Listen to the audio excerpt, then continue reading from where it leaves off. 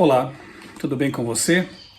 Vamos a mais um estudo, uma recapitulação da lição da Escola Sabatina. Estamos estudando o livro de Marcos, o Evangelho de Marcos, e nesta semana a parte 2 do tema Ensinando os Discípulos. Antes, porém, mais uma vez eu lembro você de se inscrever no canal, se não fez isso ainda, acionar o sininho para receber os avisos de novos conteúdos, compartilhar os vídeos se você achou que o conteúdo abençoou sua vida. Compartilhe com outros, então, e comente aqui embaixo também. Tudo isso faz com que o YouTube entenda que os conteúdos aqui do canal têm alguma relevância, tá bom? Também quero fazer um convite especial para os amigos que moram aqui em Tatuí e região. Nós começaremos no próximo sábado uma classe bíblica à tarde, 16h30, um curso especial, Teologia para Todos. Já temos mais de 500 inscritos. E você pode participar, se mora aqui nas redondezas, né, desse curso teológico avançado aí, aberto a toda a comunidade. Então é a Igreja das Mangueiras, a Igreja Adventista das Mangueiras, oferecendo aí esse serviço e conhecimento da Palavra de Deus. O Dr. Rodrigo Silva apresentou a aula magna na semana passada. Eu terei o privilégio de dirigir a próxima aula, próximo sábado, que terá como título Podemos Confiar na Bíblia? A base para todo o estudo é a Palavra de Deus, a Bíblia Sagrada, e nós vamos então ter ali um momento especial para investigar temas como arqueologia, ciência e Bíblia e outras coisas mais. Então você é o nosso convidado especial para esse curso aí, tá bom? Vamos ao tema então, e a leitura do verso principal da lição, o verso para memorizar, Marcos 10:45, diz assim: Pois o próprio Filho do Homem não veio para ser servido, mas para servir e dar a sua vida em resgate por muitos. O capítulo 10 de Marcos foi o tema de estudos dessa semana. E eu vou daqui a pouquinho abrir a Bíblia, você pode pegar também já a sua aí, para nós lermos juntos alguns detalhes ali que aparecem nos subtópicos da lição dessa semana, que são o plano de Deus para o casamento, depois Jesus e as crianças, terça, o melhor investimento, quarta, vocês podem beber o meu cálice, quinta, o que você quer que eu lhe faça. São esses os temas, então, que foram analisados, estão sendo analisados ao longo desta semana, com o auxílio e o incentivo aqui da lição da Escola Sabatina sobre Marcos. Na introdução diz que os fariseus vêm e discutem com Jesus sobre o assunto do divórcio. Os pais levam seus filhos para que Jesus os abençoe. Um homem rico pergunta sobre a vida eterna e um cego pede para ver. Esses são os personagens ali do capítulo 10 de Marcos. O capítulo 10 de Marcos traz ensinamentos importantes sobre o que significa seguir Jesus, especialmente no que se refere a viver aqui e agora. É bem prático, né? É o dia a dia, a nossa vida diária. Casamento, filhos, como se relacionar com as riquezas. E por último, as recompensas e o custo de seguir a Cristo. Para completar, é relatada a cura de um segundo cego, que encerra a sessão e ilustra de maneira muito bonita o custo e os resultados de seguir a Jesus. Então vamos à Bíblia. Convido você a abrir sua Bíblia ali em Marcos capítulo 10, que, como eu disse, é o capítulo que foi e está sendo estudado esta semana por alunos do mundo todo. A Escola Sabatina é uma das maiores escolas de teologia, de Bíblia do mundo, se não a maior. E é maravilhoso realmente a gente, por onde quer que a gente vá nesse planeta, a gente encontra ali uma igreja adventista, temos ali uma escola sabatina, o tema de estudos é o mesmo. Isso mantém a unidade da igreja. Isso mostra como a organização, né, da igreja é algo realmente muito bom, bonito e importante. Vamos lá então, capítulo 10, começando aqui no verso 1, a respeito do divórcio. Então, aqui diz que saindo dali, já estudamos, né, o capítulo anterior, Jesus foi para um território da Judéia e para além do Jordão. E aí, alguns fariseus se aproximam de Jesus, como já vimos, e põem-no à prova, perguntando. Queriam colocar Jesus à prova, na verdade, mas nunca conseguem, né?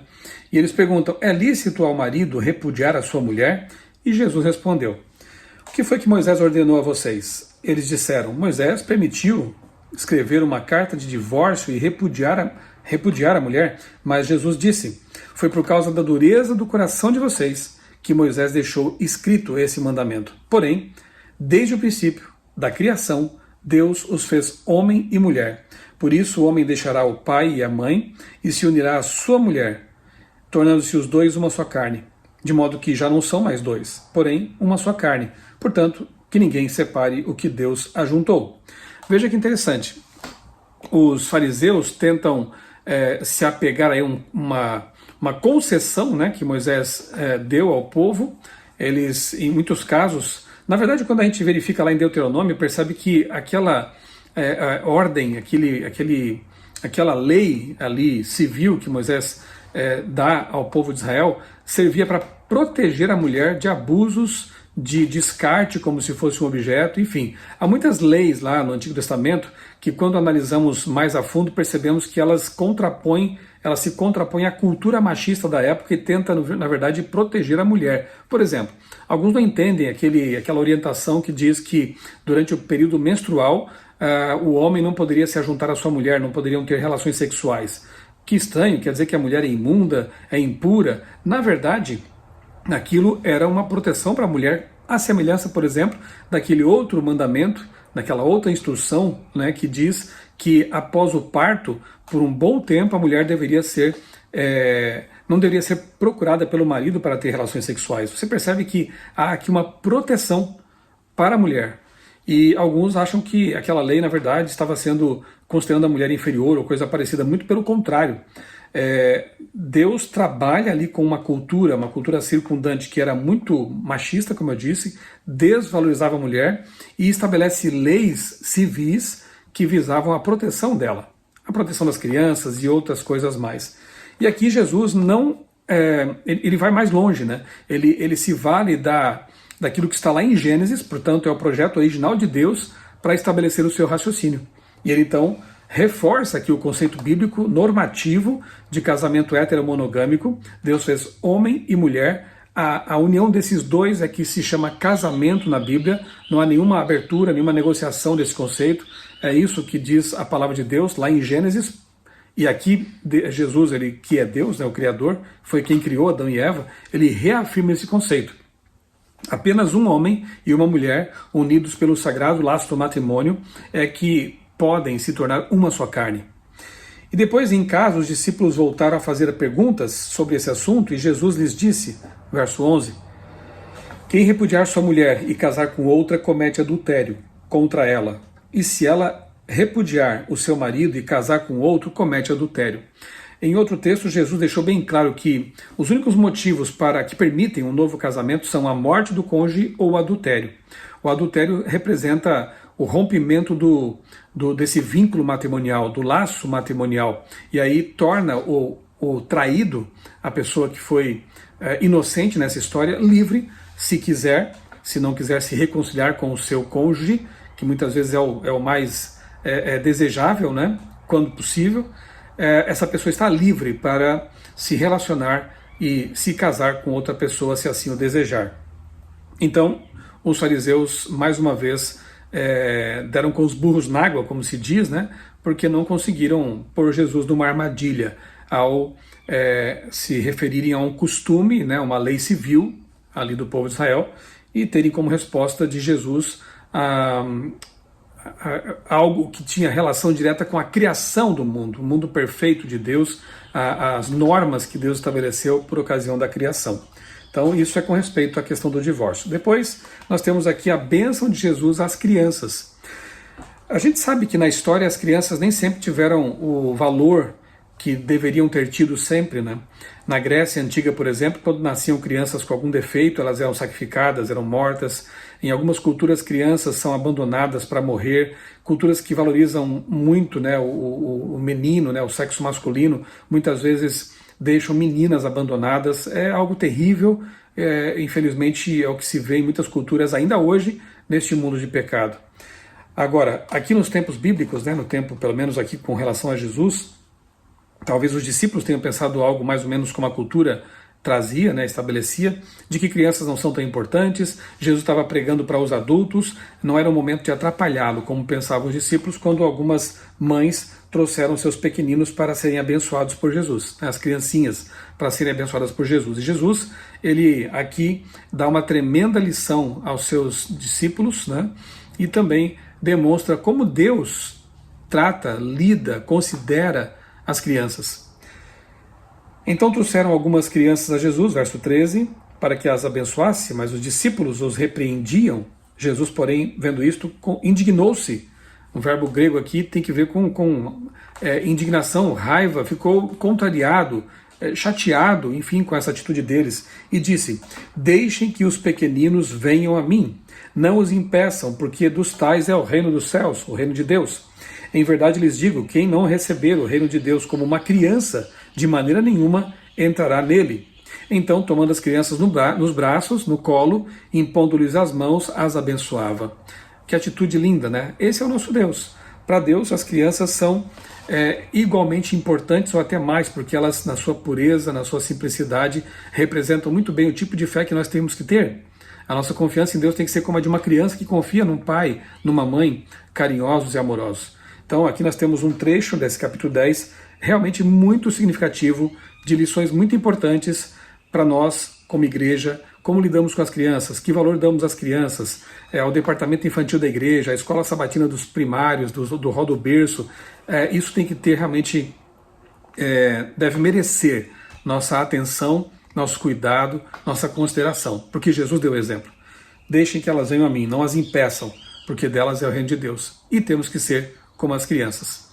Depois vem aqui o trecho que tem que ver com a história do jovem rico. Uma história triste, uma história que teve um desfecho, infelizmente,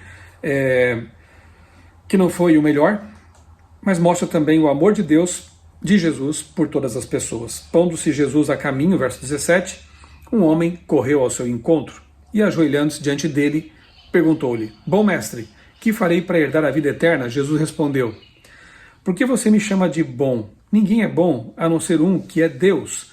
O texto correlato, Mateus, ele traz isso aqui de uma forma mais clara até, né? Quando Jesus diz assim: por que você me pergunta a respeito do que é bom? Bom é Deus, né? Então, na verdade, a melhor compreensão é essa, né? Porque dá a impressão de que Jesus não é bom. Acabamos de ver que ele foi bom com as crianças e é bom o tempo todo, né? Bem, o jovem rico era um judeu praticante, era, digamos assim, hoje, né, um jovem fiel, frequentador de igreja, e ele está ali com essa inquietação: o que eu tenho que fazer para ser salvo? Apesar de tudo que ele fazia, nas obras que ele praticava, ele se achava perdido. E aí Jesus responde: você conhece os mandamentos? E ele cita aqui a segunda tábua da lei, justamente porque era o problema daquele jovem, como você vai perceber logo a seguir. Não mate, não cometa adultério, não furte, não dê falso testemunho, não defraude ninguém, honre seu pai e sua mãe. Perceba que aqui Jesus está enfatizando os mandamentos, 10 mandamentos, né? Jesus aqui está validando esses mandamentos. Tem gente que acha que Jesus teria abolido a lei de Deus, cancelado os mandamentos. Veja, aqui é mais um momento, entre outros, em que Jesus valida: guarde os mandamentos. Ah, mas aqui não estão o primeiro, o segundo, o terceiro e o quarto mandamento da primeira tábua, então esses 4 foram abolidos. Veja que pensamento rasteiro esse, né? E até um tanto herético, né? Para dizer o mínimo, porque como assim? Quer dizer que valem ainda: não mate, não roube, não furte, não cometa adultério, não dê falso testemunho, mas não vale mais ame, não terás outros deuses diante de mim, não faça para você imagem de esculturas para adorá-las, não tome o nome do Senhor teu Deus em vão, lembra do sábado para o santificar. Será que esses 4 mandamentos foram abolidos? Geralmente as pessoas acabam se detendo num só, né? O 4º mandamento. Mas veja que lógica seria essa? Todos os mandamentos valem menos um? Então realmente é lamentável ver pessoas que fazem malabarismos teológicos para tentar se eximir da ordem de Deus de guardar 10 mandamentos. São 10, não são 9. E aqui nós vemos então Jesus citando os 6 mandamentos que eram o problema do jovem. Por quê? O homem respondeu, verso 20, mestre, tudo isso eu tenho observado desde a minha infância, ou desde a minha juventude. E Jesus, olhando para ele com amor, disse, que frase linda, né? Jesus olhando com amor, porque ele queria salvar aquele jovem. Jovem que poderia ter sido até um discípulo, quem sabe, porque Jesus disse para ele: você me siga. E o que é mais triste, né? Como o jovem recusou o chamado, porque ele amava mais as riquezas do que o próximo, e os mandamentos que Jesus citou têm que ver com o próximo, não com Deus, né? A nossa relação com o próximo, a segunda tábua. Ele perdeu tudo, porque dali poucos anos, né? Algumas décadas depois, aquele jovem rico estava em Jerusalém, que foi devastada pelos romanos, e tudo foi destruído. Ou seja, ele perdeu toda a sua riqueza e a oportunidade de ter sido um discípulo de Cristo e ser salvo por Jesus, né? É algo que temos que pensar, né? É loucura nos apegarmos a coisas materiais, a pecados, a prazeres, a posições, porque essas coisas passam rápido. E se essas coisas estiverem nos afastando de Deus, é a maior das loucuras, porque estaremos trocando a vida eterna e desde já uma vida feliz, de abundância em todos os sentidos com Jesus, por uma ninharia, que são as coisas materiais deste mundo, que ficarão para trás. Aquele jovem descobriu isso da pior forma, né? Bem, olhando para ele com amor, Jesus disse: só uma coisa então te falta. Uma coisa só falta a você. Vá, venda tudo o que tem, dê o dinheiro aos pobres e você terá um tesouro no céu. Depois venha e siga-me. Ele, porém, contrariado com esta palavra, retirou-se triste, porque era dono de muitas propriedades. De novo, o texto correlato lá em Mateus, capítulo 8 ou 7, se eu não me engano agora, fala assim: se você quer ser perfeito, vá, venda tudo que tem, dê o dinheiro aos pobres e me siga. Então a perfeição bíblica, veja só, é muito mais difícil do que alguns imaginam. Tem gente que pensa que ser perfeito, biblicamente falando, é não comer isso, não comer aquilo, se vestir de um jeito ou de outro. Não que essas coisas não sejam importantes, não tenham o seu valor, mas perfeição cristã é muito mais do que atitudes exteriores, fazer isso ou deixar de fazer aquilo, guardar isso ou aquilo. Perfeição cristã, de acordo com o Evangelho de Mateus, que fala de coisas ali, Jesus fala amar o inimigo, dar a outra face, depois de dar uma lista de coisas que são muito difíceis para um ser humano fazer, como amar o inimigo, orar por quem nos persegue, ele diz: seja perfeito como perfeito é o Pai de vocês. Ou seja, Deus tem um amor perfeito. E aqui nós vemos mais uma vez a manifestação do amor como sendo a perfeição cristã. Se ele tivesse amor pelo semelhante, para aqueles que carecem de ajuda, e desse tudo o que ele tem para os pobres, Jesus o consideraria perfeito. Não por guardar mandamentos e porque era um membro de igreja, porque fazia as coisas que o judaísmo naquele tempo ordenava. Ele seria perfeito no momento em que ele manifestasse o amor desinteressado, altruísta, de se entregar, de se doar, de dar do que tem para ajudar o próximo. Veja que interessante, né? Amor, portanto, ou perfeição bíblica, é maturidade cristã, é amor semelhante ao de Deus, que nos faz, obviamente, obedecer aos mandamentos, nos portarmos corretamente, nos alimentarmos da forma que Deus orienta, nos vestirmos com decência, modéstia, para representar o caráter de Deus, obviamente, mas não podemos colocar a carroça na frente dos bois, sendo que os bois são a maturidade cristã, o amor verdadeiro, o amor que se espelha em Deus, e a carroça, tudo mais que a gente faz por amor. Não para ser salvo, mas porque já estamos salvos em Cristo. E em reconhecimento a essa salvação, ao que Jesus faz por nós, nós perguntamos: Senhor, o que queres que eu faça? Aí Jesus responde: se você me ama, guarde os meus mandamentos. A gente vê que o jovem rico, infelizmente, não compreendia esse conceito, não amava de verdade e, portanto, não guardava corretamente os mandamentos, porque sem amor é impossível guardar os mandamentos de Deus da forma como Deus quer. O motivo para a obediência tem que ser o amor. Se não for esse, não é obediência verdadeira, é mero legalismo, é fanatismo religioso, é talvez até a busca da salvação pelas obras. Mas toda pessoa que procura se salvar pelas obras, ela vem como esse jovem rico com suas dúvidas. O que eu tenho que fazer para ser salvo? Ela não se sente salva, ela não se sabe, não se reconhece salva, porque ela sempre quer cumprir metas, marcar pontos, fazer coisas. E humanamente falando, sempre estaremos aquém da obediência que nos é exigida como semelhança da obediência de Jesus. Ellen White diz que nós podemos imitar o modelo, mas nunca igualá-lo. Jesus foi o único ser humano que nasceu sem pecado e viveu sem pecado. Nós temos que imitá-lo, sim, queremos ser cada vez mais semelhantes a Jesus, mas nós somos já por natureza corrompidos. Nossa natureza é pecaminosa, deixará de ser por ocasião da glorificação quando Jesus voltar, mas até lá nós lutaremos com a nossa natureza, precisaremos crucificá-la com Cristo, como diz o apóstolo Paulo, e permitir que Ele nos governe a vida, que Ele opere em nós o querer e o realizar segundo a santa vontade dEle. Então, um jovem rico era um jovem que praticava as coisas, mas não estava salvo. E, na verdade, quando foi confrontado com a verdade pelos lábios de Cristo, percebeu que ele não era aquilo que pensava ser. E ele sai dali triste porque amou mais o dinheiro, as posses, do que o próximo. É isso. quando as pessoas amam mais a Deus, as coisas, a própria igreja, a própria família, qualquer outra coisa que não seja Deus, coloca isso acima de tudo, ela está sendo idólatra e, portanto, ela está no caminho da perdição. Nós precisamos amar a Deus sobre todas as coisas e ao próximo como a nós mesmos. Aliás, esse é o resumo da lei, não é verdade? Diz mais aqui, em resumo, não abole, né, não cancela, não anula a obra original. É bom que se diga isso. Tem gente que, de novo, numa tentativa aí capciosa de querer se eximir dos mandamentos de Deus, diz assim, mas hoje basta amar, porque o resumo da lei é o amor. Tá certo, o resumo da lei é o amor. Mas quando você lê um resumo de um livro, isso quer dizer que o livro ele foi jogado fora, foi abolido, torna-se desnecessário? Claro que não. A essência da lei é o amor. Amor a Deus e ao próximo. E o amor a Deus nos leva a obedecer os 4 primeiros mandamentos. E o amor ao próximo nos leva a obedecer os 6 mandamentos da segunda tábua.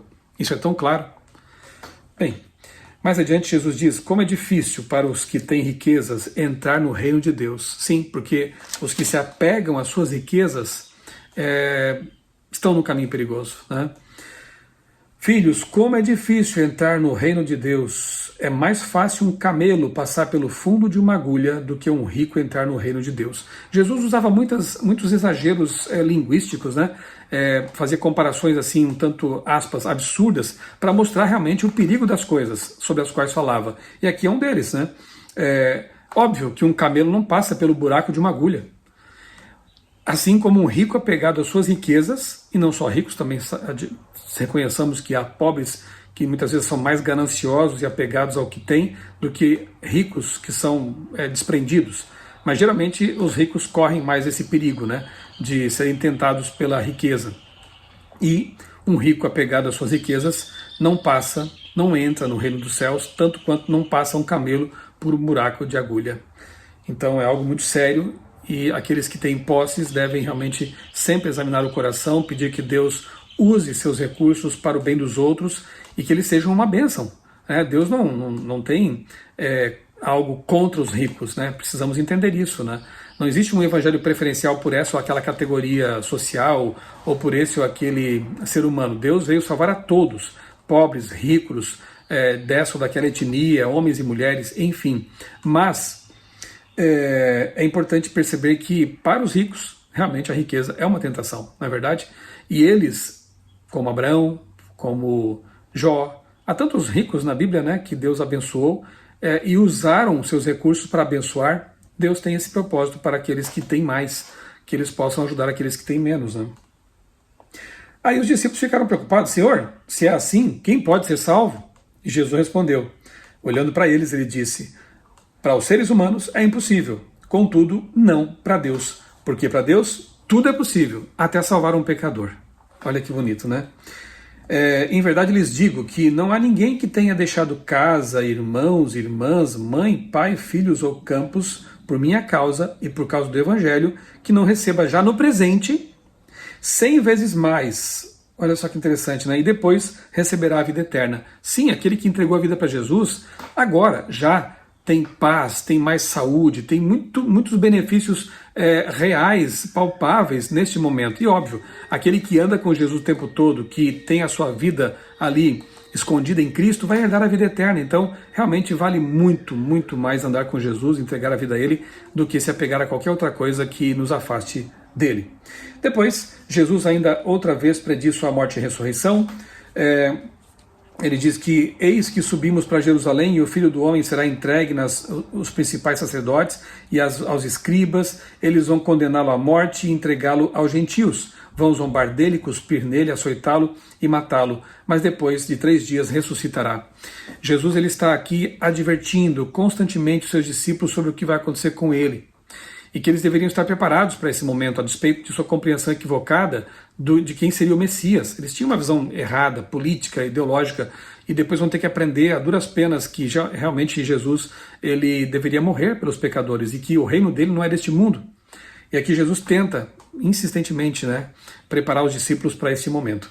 Depois Tiago e João fazem uma pergunta absurda, aqui você vê que a visão deles ainda era muito estreita. Tiago e João pedem para ocuparem o lugar à direita e à esquerda de Jesus. Se ele vai ser o Messias, o Salvador, o Rei, né, de Israel, nós queremos garantir nossa posição aqui ao lado dele. E Jesus diz, olha, vocês não sabem o que estão pedindo realmente, né? Quem quiser tornar-se grande entre vocês, que se coloque a serviço dos outros. E quem quiser ser o primeiro entre vocês, que seja servo de todos. Pois o próprio Filho do Homem não veio para ser servido, mas para servir e dar a vida em resgate por muitos. É a liderança servidora. Então Jesus, ele dá o exemplo dele mesmo. Olha, eu sou o Criador do universo, eu sou Deus, eu sou o Messias, e eu vim para servir. Então o que vocês, que são meus servos, meus seguidores, devem fazer? Não ambicionar posições, cargos e coisa parecida. Se Deus achar por bem nos dar, nos colocar em certas funções por um tempo, a vontade é dele. E sejamos humildes para ocupar essas funções, mas não ambicionar cargos, posições, poder, porque essas coisas realmente não nos competem, né? Nós temos que ambicionar servir, isso sim, como Jesus serviu. A cura do cego de Jericó, então, é a última história aqui do capítulo 10, que capítulo fantástico, quantos ensinamentos, na verdade, daria para a gente ficar aqui muito tempo falando sobre eles, né? E aí aparece aqui um cego lá em Jericó, né, o segundo cego curado por Jesus, e aí ele gritava, filho de Davi, tenha misericórdia de mim, tenha compaixão de mim. Você vê que ele reconhecia Jesus como Messias, filho de Davi. E aí muitos o repreendiam para que ele se calasse, mas ele gritava mais ainda, quando você quiser ir a Jesus e fazer o que é certo, não se deixe influenciar pela multidão que grita, ou que impede, ou que tenta levar você para outro lado. Seja decidido, determinado como esse cego aqui. Ele sabia que a única esperança de ver, de salvação, estava em Jesus. Então não deixe que a multidão afaste você da verdade, de Deus, da Bíblia, né? Filho de Davi, ele gritava mais forte ainda, né? E aí Jesus disse, chamem o cego. Coragem, levante-se, porque ele está chamando você. Agora mudou, né? Jesus chamou, então vamos deixar. E atirando a capa para o lado, o cego se levantou de um salto e foi até onde estava Jesus. Veja só, para uma pessoa pobre, e geralmente os cegos, mendigos, estavam ali na base mesmo da pirâmide social, estavam sempre sob risco, né, de morte, porque não tinham recursos para sobreviver, não tinham como se manter. E eles então estavam ali, eram os oprimidos, eram os desprezados, párias da sociedade. A capa era basicamente tudo o que ele tinha para o esquentar no frio, para protegê-lo, enfim, era a sua capa. Mas quando ele vê Jesus, ele atira a capa para o lado. Ele entende que Jesus é mais importante do que tudo e que podia curá-lo. E de fato, né, o que você quer que eu lhe faça? Perguntou Jesus. Jesus nunca força sua vontade sobre a do ser humano, né? Mestre, que eu possa ver de novo? Então Jesus lhe disse, vá, você foi salvo porque teve fé, mais do que enxergar, ele foi salvo. E imediatamente passou a ver e foi seguindo Jesus, estrada fora. Todo aquele que é curado por Jesus, todo aquele que é resgatado, perdoado por Jesus, segue o Mestre. Essa é a atitude de um verdadeiro discípulo curado, perdoado, restaurado por Jesus. Que essas histórias fiquem guardadas em nosso coração e façam diferença em nossa vida. Vamos orar? Bondoso Deus, querido Pai, obrigado, Senhor, por mais essa lição que estudamos e que nos levou a refletir mais uma vez sobre o capítulo 10 do Evangelho de Marcos. Ajuda-nos a enxergar nossa situação real, ajuda-nos a entender o que Tu queres para a nossa vida e a ser como as crianças, puras, confiantes e com uma fé simples. Dá-nos, ó Deus, a Tua paz, nós oramos e Te agradecemos tudo em nome do Senhor Jesus. Amém. Um abraço para você, Deus abençoe grandemente a sua vida e também a sua família.